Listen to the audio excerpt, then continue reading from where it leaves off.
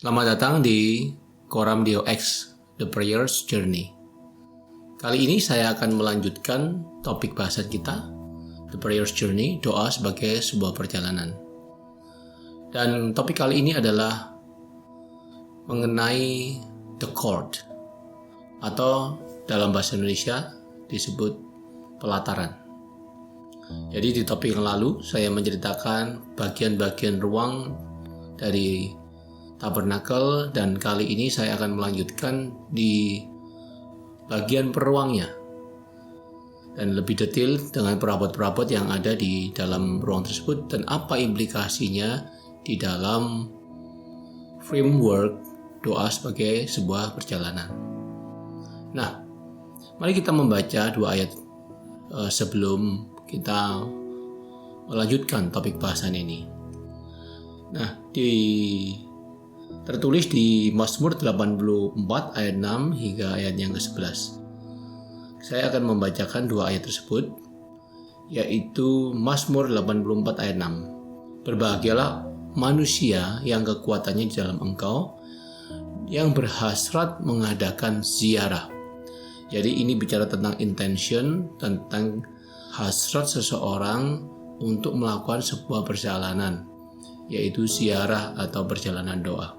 Nah, dan selanjutnya di Mazmur 84 ayat 11. Sebab lebih baik satu hari di pelataranmu daripada 1000 hari di tempat lain. Lebih baik berdiri di ambang pintu rumah Allah daripada diam di kemah-kemah orang fasik. Di dalam framework doa sebagai perjalanan, The Prayer's Journey, itu bicara mengenai momen-momen di awal-awal kita mau berdoa, mulai berdoa. Jadi itu seperti 5-10 menit lah di awal-awal doa kita. Ya, sebetulnya apa yang terjadi di pelataran itu?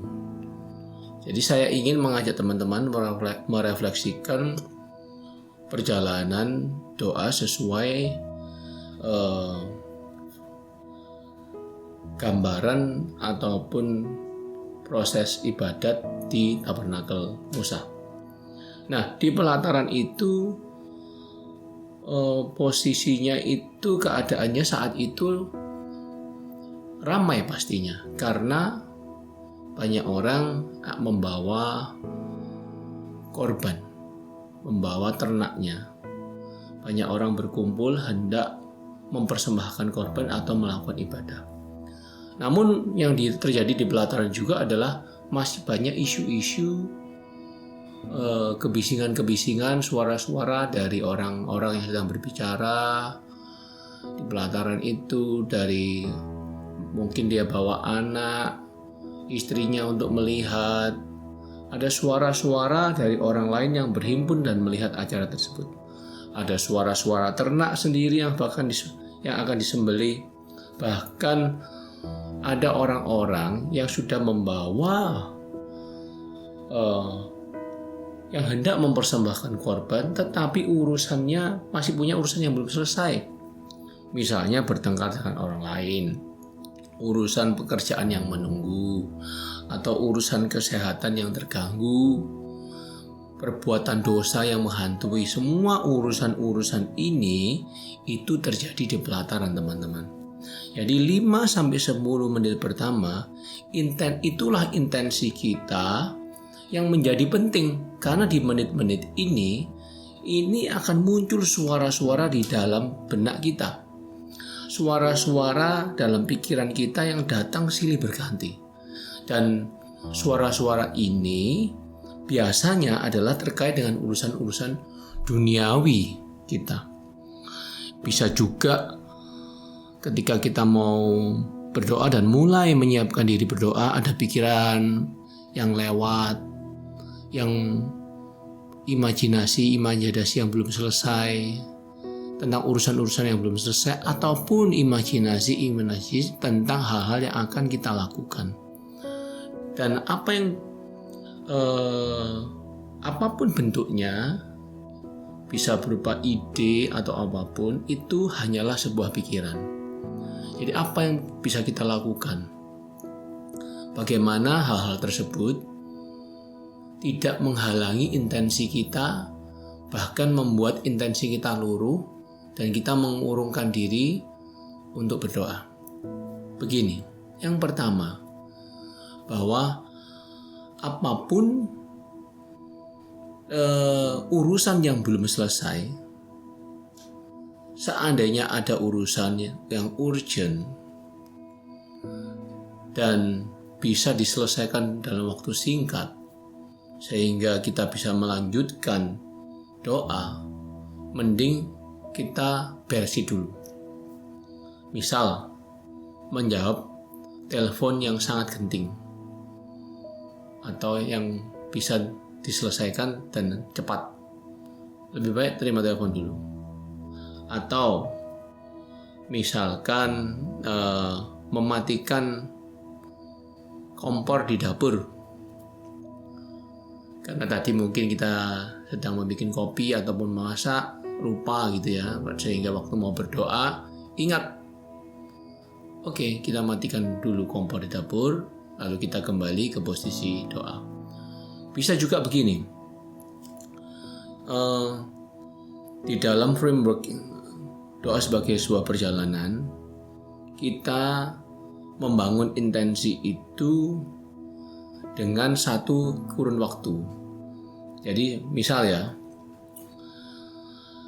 kali ini saya hanya bisa berdoa 20 menit, karena 20 menit lagi ada orang yang menunggu saya. Oke. Jadi kita siapkan intensi kita 20 menit untuk melakukan perjalanan doa. Kita tidak perlu terganggu atau merasa berdosa, bersalah gara-gara hanya bisa berdoa 20 menit. Biasanya kita bisa 1 jam. Tapi kali ini cuma 20 menit. It's okay. Yang penting adalah di dalam 20 menit itu intensi kita dan presence kita itu utuh, benar-benar untuk berdoa. Begitu teman-teman. Ini yang pertama. Lalu apalagi yang bisa kita lakukan di 5-10 menit menjelang doa kita, di mana pikiran dan perasaan kita ini masih ada di awang-awang, belum 100% siap gitu ya. Begini, pikiran-pikiran ini itu bukan diri kita yang sesungguhnya, teman-teman.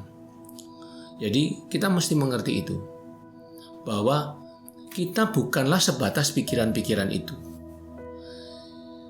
Kita mesti tahu bahwa kita ini adalah makhluk roh. Jadi roh yang di dalam kita itu lebih besar melampaui pikiran-pikiran itu. Jadi seandainya ada pikiran-pikiran itu datang, biarkan itu datang. Tapi biarkan juga itu pergi. Biarkan itu datang dan biarkan itu pergi. Nanti di sesi intention prayer-nya, saya akan mengajak teman-teman, memandu teman-teman untuk mencoba berdoa dan melatih. Dan saya akan memandu di dalam doa. Jadi saya akan membawa teman-teman untuk let go pikiran yang datang dan pikiran yang pergi itu. Let go. Jadi semua pikiran yang datang, biarkan datang. Tapi semua dan biarkan itu juga pergi. Tapi yang paling penting adalah jangan dibuahi. Jadi ada pikiran datang, lalu teman-teman mikir, dipikiri, dibuahi, itu namanya. Jadi perbuatan itu hasil dari pikiran yang dibuahi di hati kita. Dosa itu juga sama. Jadi misalnya muncul pikiran berdosa, biarkan apa itu diri kita, ya tentu bukan. Biarkan melintas di kepala kita dan lewat. Kita tidak bisa menghalangi burung itu untuk melewati kepala kita, tapi kita bisa menghentikan dia bersarang di kepala kita. Itu yang kedua. Dan yang ketiga, alih-alih kita mulai menyiapkan diri untuk mendekat ke mezbah kurban. Ini perabot yang pertama, perabot dan perangkat yang pertama. Jadi kita mulai melihat diri kita untuk pelan-pelan mendekat ke mezbah kurban dan me-alignkan intensi kita kembali, bahwa intensi kita adalah yang pertama mengalami Tuhan, divine encounter. Yang kedua adalah self-reflection. Dan yang ketiga, personal retreat. Teman-teman, saya berharap teman-teman bisa mendapat manfaat dari sharing singkat saya kali ini. Dan di sesi selanjutnya, saya akan ceritakan tentang 2 perangkat di pelataran. Sampai ketemu, dan Tuhan Yesus memberkati. Salam.